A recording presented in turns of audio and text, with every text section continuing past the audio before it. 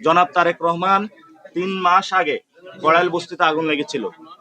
জনাব তারেক রহমান গতকাল সেখানে গিয়ে বলেছেন, প্রতিশ্রুতি দিয়েছেন যে ফ্ল্যাট নির্মাণ করে দিবেন।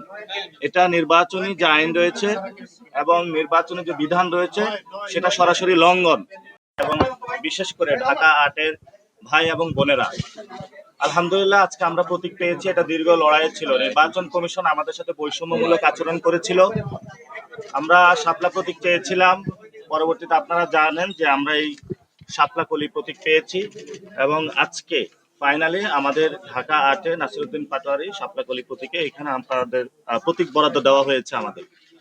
তো আমাদের দুইটা বিষয়, একটা হলো আমাদের ঢাকা 8 আসনে দুইটা এজেন্ডা নিয়ে আমরা কাজ করব।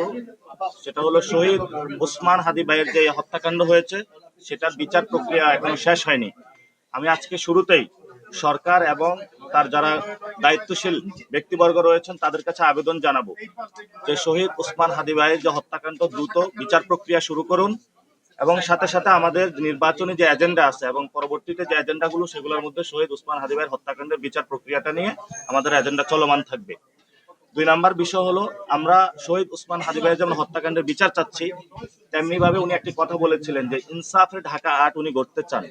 আমাদের নির্বাচনী জায়গায় আমরা চাঁদাবাজি, সন্ত্রাস, দখলদারিত্বের বিরুদ্ধে ইনসাফের একটি বাংলাদেশ গড়তে চাই এবং এই প্রতিশ্রুতি নিয়ে কাজ করতে চাই, যাতে আমাদের মধ্য থেকে শহীদ ওসমান হাদি ভাইয়ের মতন আর কোনো ব্যক্তিকে, যারা বাংলাদেশের পক্ষের লোক, আধিপত্যবাদ বিরোধী লোক, এমন কোনো মানুষকে আমাদের মধ্য থেকে হারিয়ে যেতে না হয়।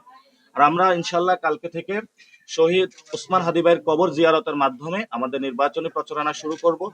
তবে আমরা এটা আগেও বলেছিলাম, আমরা কোনো পেশি শক্তি এবং টাকা নির্ভর যে রাজনীতি রয়েছে এবং যারা চাঁদাবাজি থেকে টাকা তুলে জনগণের মধ্যে টাকা বিলিয়ে পেশি শক্তির রাজনীতির মহড়া দিতে, আমরা সেই ধরনের কোনো রাজনীতি করতে চাই না। আমরা মনে করি গণ অভ্যুত্থানের পরে সুন্দর একটি প্রক্রিয়ার দিকে বাংলাদেশ যাচ্ছে, সেই প্রক্রিয়ার মধ্য দিয়ে আমরা আমাদের নির্বাচনে অংশগ্রহণ করব। এবং আজকে এখানে যিনি রিটার্নিং কর্মকর্তা রয়েছেন ওনার কাছে আমি একটা প্রশ্ন তুলেছিলাম। আপনি জানেন যে ঢাকা 17 এখানে, এবং উনি প্রশ্ন তুলেছিলেন যে আপনাদের কিছু বলার আছে কিনা। তখন আমি বলেছিলাম, আপনারা দেখেছেন, এটা দেখা গেছে অনেকগুলা মিডিয়া কিন্তু প্রচার করবেন না আপনারা, এটা আমরা জানি, কারণ মিডিয়াগুলো অলরেডি অনেক জায়গায় অনেক দল দখল দেওয়ার চেষ্টা করেছে।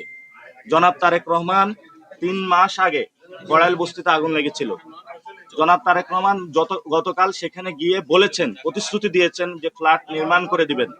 এটা নির্বাচনী যে আইন রয়েছে এবং নির্বাচনী যে বিধান রয়েছে সেটা সরাসরি লঙ্ঘন।